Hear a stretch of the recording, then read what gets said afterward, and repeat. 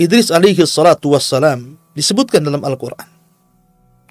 Allah subhanahu wa ta'ala berfirman dalam surah Maryam, Wadkur fil kitabi Idrisa innahu kana siddiqan nabiyya.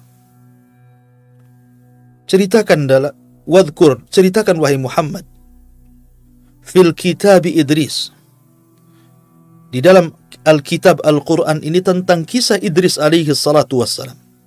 Innahu kana siddiqan nabiyya. Sesungguhnya Idris adalah orang yang sangat jujur dan dia adalah seorang nabi. Wa rafa'nahu makanan aliyya. Dan kami angkat Idris ke tempat yang paling tinggi. Anda harus tahu bahwa Allah subhanahu wa ta'ala ketika mengutus para nabi dan rasul itu cukup banyak berdasarkan hadis Abi Dzar yang bertanya kepada Nabi sallallahu alaihi wasallam tentang jumlah para nabi dan juga jumlah para rasul. Sehingga Nabi SAW menjelaskan bahwa adadul anbiya, jumlah para nabi itu 120.000 dan jumlah rasul itu 315. Tetapi Al-Quranul Karim tidak menyebutkan semuanya.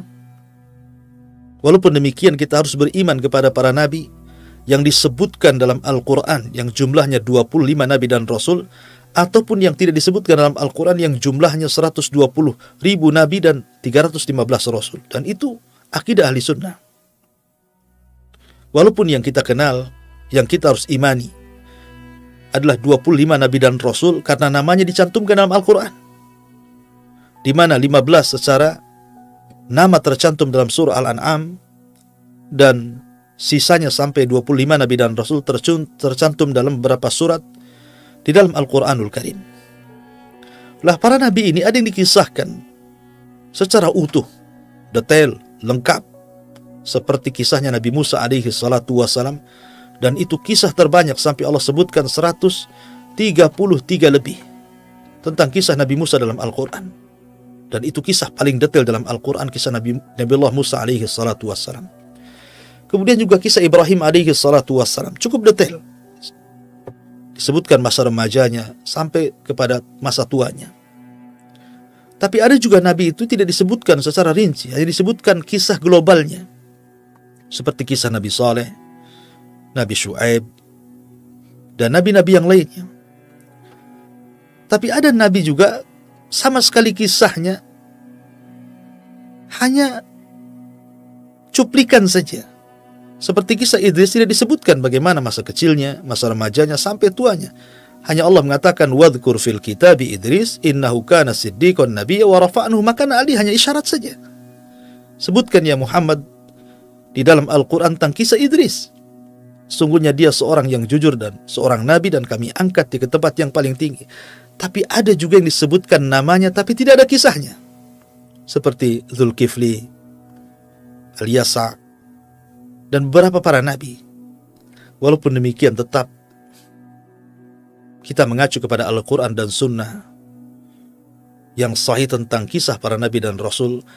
Walaupun disisipkan tentang kisah Israiliyat, tentu kisah-kisah yang tidak bertentangan dengan Al-Quran dan Sunnah, karena Nabi SAW bersabda, Hadithu an Bani Israel wala haraj. Ceritakan tentang kisah Bani Israel, dan itu tidak mengapa selama tidak bertentangan dengan Al-Quran dan Sunnah.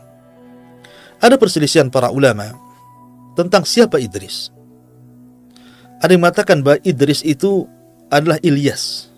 Jadi Idris dengan Ilyas itu sebenarnya satu orang. Ada yang mengatakan Idris, ada yang mengatakan Ilyas. Sebagaimana Imam Al-Bukhari menyebutkan dari Abdullah bin Mas'ud radhiyallahu anhu dan juga Abdullah bin Abbas radhiyallahu anhuma, anna Ilyasa huwa Idris. Bahwa Ilyas adalah Idris. Menunjukkan bahwa Idris dengan Ilyas itu satu orang sebenarnya. Dan dari Anas bin Malik radhiyallahu an dalam peristiwa Isra dan juga Mi'raj ketika Nabi SAW kan berjumpa dengan Idris, maka Idris mengatakan kepada Nabi SAW, Marhaban bi akhin salih wan nabiyyin salih. Selamat datang wahai saudaraku yang saleh dan nabiku yang saleh. Dan dia tidak mengatakan seperti yang dikatakan Adam dan Ibrahim, mengatakan marhaban bin nabiyyin salih wal ibni salih. Selamat datang wahai Nabi yang saleh dan anakku yang saleh.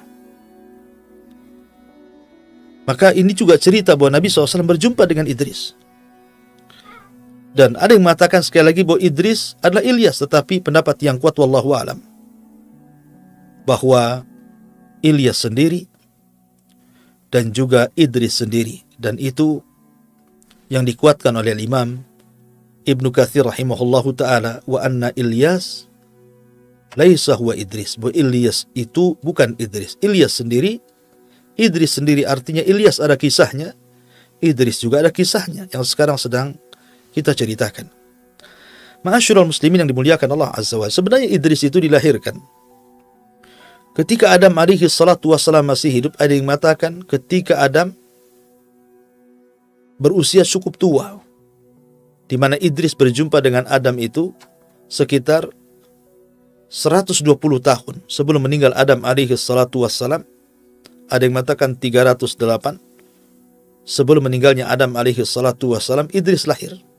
Artinya bahwa Idris masih berjumpa dengan Adam alaihi salatu wassalam. Karena Adam itu juga diberikan usia cukup panjang. Ada yang mengatakan usianya 1000 tahun, tapi kemudian dikurangi menjadi 960 tahun karena yang 40 tahunnya diberikan kepada salah satu umatnya yang sangat menakjubkan Adam dalam mimpinya, dialah Daud alaihi salatu wassalam. Nanti akan sampai kisahnya. Tapi yang jelas bahwa Nabiullah Idris alaihi salatu wassalam diberikan oleh Allah subhanahu wa ta'ala kecerdasan. Maka disebut Idris dari kalimat dirasah. Karena di antara keistimewaan daripada Idris alaihi salatu wassalam, di mana dia awal man khatta bil qalam, bahwa dia adalah nabi yang pertama kali mencatat dengan pena. Jadi dia orang yang pertama kali mencatat dengan pena. Dan juga diberikan ilmu yang luas dan luar biasa. Dia suka membaca. Lah Idris alaihi salatu wassalam ketika melihat kemungkaran dari kaumnya Qabil yang semakin hari semakin rusak kondisinya, maka Idris pun kemudian mulai mengumpulkan kaumnya, kemudian mengajak berjihad untuk menumpas kemungkaran yang ada pada kaumnya Qabil. Dan dialah nabi yang pertama yang melakukan jihad, nabi pertama yang menawan, dan nabi pertama yang mengambil harta rampasan perang. Tetapi harta rampasan perang sejak zaman Idris alaihi salatu wassalam sampai Nabi Isa alaihi salatu wassalam belum dihalalkan. Jadi mereka hanya mengambil harta itu, kemudian diserahkan kepada Allah Azza wa Jalla dengan cara diletakkan di bukit-bukit dan gunung-gunung. Kemudian akan datang api yang menyambar. Kalau seandainya harta itu disambar api, dilahap api, kemudian hangus dan habis, menunjukkan jihadnya diterima. Artinya jihadnya karena Allah subhanahu wa ta'ala. Tapi kalau sebaliknya, maka jihadnya masih dipertanyakan keikhlasannya. Tapi di zaman Nabi SAW, harta rampasan perang itu dihalalkan untuk dimanfaatkan. Makanya Nabi SAW mengatakan, wa uhillat liyal ghanaim, dihalalkan kepadaku untuk memanfaatkan harta rampasan perang. Maka Nabi SAW berhak mendapatkan 1/5 dari harta rampasan perang, khumus. Maka Idris alaihi salatu wassalam berusaha untuk memperbaiki kondisi, berjihad, melawan kemungkaran. Dan siapa yang tidak ikut ajarannya ditangkap dan jadi tawanan, dan hartanya dirampas. Akhirnya setiap hari banyak orang yang sadar kembali ke jalan yang benar. Dari situlah maka Allah subhanahu wa ta'ala menghadiahi Idris bahwa dia setiap hari amalannya akan diangkat sebanyak umat yang didakwahinya. Maka Idris alaihi salatu wassalam pun kemudian meminta kepada Allah subhanahu wa ta'ala untuk ditangguhkan usianya. Setelah dia mendapatkan kabar, dia mendapatkan pahala sebanyak kaumnya, kebaikan kaum yang dakwahinya, maka dia ingin diperpanjang usianya supaya makin banyak lagi kebaikan yang akan diangkat ke hadapan Allah subhanahu wa ta'ala. Ada juga kisah tentang kematian Idris alaihi salatu wassalam. Ketika Allah Subhanahu wa taala berfirman, wa rafa'nahu makanan aliyya, kami angkat Idris ke tempat yang tinggi. Maka ada kisah Israiliyat bahwa ketika Idris alaihi salatu wassalam, sebagaimana dikatakan oleh Ka'ab al-Akhbar, ketika Allah Subhanahu wa taala mewahyukan kepadanya bahwa dia akan mengangkat setiap hari pahala seluruh amalan Bani Adam. Kemudian Idris pun berdoa kepada Allah Azza wa Jalla untuk ditangguhkan usianya agar jangan cepat diwafatkan. Berjumpalah Idris dengan malaikat Jibril. Kemudian dia meminta kepada Jibril untuk dipertemukan dengan malakul maut. Maksudnya supaya Idris bernego dengan malakul maut agar jangan dulu dicabut nyawanya dan agar ditangguhkan usianya. Maka kemudian Idris pun diangkat oleh Jibril ke langit. Kemudian sesampainya di langit yang keempat, tiba-tiba malakul maut sudah menunggu di situ. Jibril pun heran, kenapa malaikat maut sudah ada di situ? Maka Jibril bertanya, kenapa engkau sudah di sini? Maka malakul maut mengatakan bahwa Allah memerintahkan aku untuk mencabut nyawa seorang manusia di langit ini. Aku pun heran, mana ada manusia di sini? Rupanya di situ ada Idris yang dibawa oleh Jibril. Subhanallah. Idris ingin meminta tangguhan usia, sementara malakul maut diperintahkan Allah untuk mencabut nyawa Idris. Itulah kematian. Apabila datang kematian, maka tidak ada yang mampu mencegahnya. Walaupun kita berusaha untuk membentengi diri kita, rumah kita, tetap saja. Walau kuntum fi burujim musayyadah, aina ma takunu yudrikumul maut, walau kuntum fi burujim musayyadah. Dimanapun kau berada, kematian itu pasti akan menjemput dirimu, walaupun kau bentengi rumahmu, dirimu dengan apapun benteng, tetap saja kematian itu akan menjemput siapapun. Kalau sudah datang takdirnya, la yastakhiruna sa'atan wa la yastaqdimun. Tidak mungkin mundur, tidak mungkin maju. Kullu nafsin dha'iqatul maut, setiap jiwa pasti akan mati. Ada yang mengatakan seperti itu, bahwa Idris meninggal di langit keempat, dan itu makna ayat wa rafa'nahu makanan aliyya, dan kami angkat Idris ke tempat yang tinggi. Tapi ini kisah Israiliyat. Tapi ada juga yang mengatakan bahwa Idris tidak meninggal di langit, tapi Idris meninggal di bumi. Karena semua manusia meninggal di bumi. Sebagaimana Adam alaihi salatu wassalam diturunkan dari sorga supaya dia meninggal di bumi. Adapun Isa alaihi salatu wassalam diangkat ke langit, dia akan diturunkan kembali di akhir zaman dan akan meninggal di bumi. Jadi semua manusia akan meninggal di bumi. Tidak ada satupun manusia akan meninggal di langit. Tapi ini masalah khilaf para ulama. Tapi yang jelas bahwa kisah Nabi Syith dan kisah Nabi Idris alaihi salatu wassalam, kedua nabi ini berusaha untuk memperbaiki kaumnya, memperbaiki bagaimana umatnya kembali ke jalan Allah Subhanahu wa ta'ala. Namun perlu dicatat bahwa di zaman itu belum ada penyimpangan akidah sama sekali. Belum ada. Jadi penyimpangan mereka itu hanya melakukan dosa besar, pembunuhan, kemudian perzinahan, kemudian munculnya alat-alat musik, ya, kemudian juga menampakkan aurat, ikhtilat, dan yang semacamnya. Tapi mereka semua masih mentauhidkan Allah, baik kaumnya Qabil ataupun kaumnya Sis alaihi salatu wassalam.